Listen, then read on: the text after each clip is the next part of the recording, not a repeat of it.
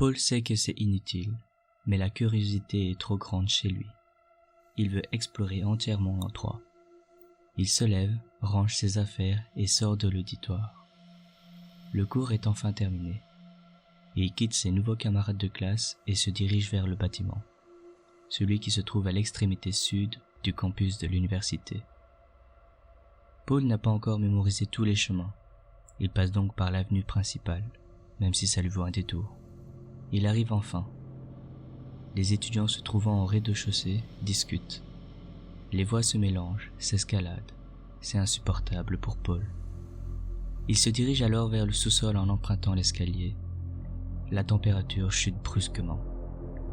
Tous les sons s'étouffent et le silence commence à devenir maître. Paul se trouve maintenant dans le fameux couloir. Il a l'air encore plus long que dans ses souvenirs. Il voit légèrement au loin la porte, celle qu'il n'avait pas réussi à ouvrir la dernière fois. Mais aujourd'hui c'est différent. Il a pris le pied de biche de son père. Les battements de son cœur s'accélèrent au fur et à mesure qu'il avance. La lumière n'étant pas allumée, Paul utilise le flash de son GSM. Le voilà devant la porte. Il casse la serrure. Le bruit l'effraie instantanément, et il se retourne aussitôt pour être sûr que personne ne l'a entendu ou suivi.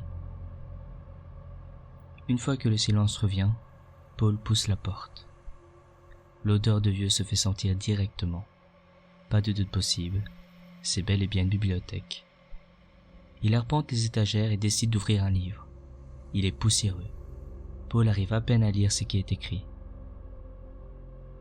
Mais il remarque plein de symboles qu'il ne reconnaît pas. C'est alors qu'il ressent une sensation étrange, horrible. Il l'a déjà vue chez un animal.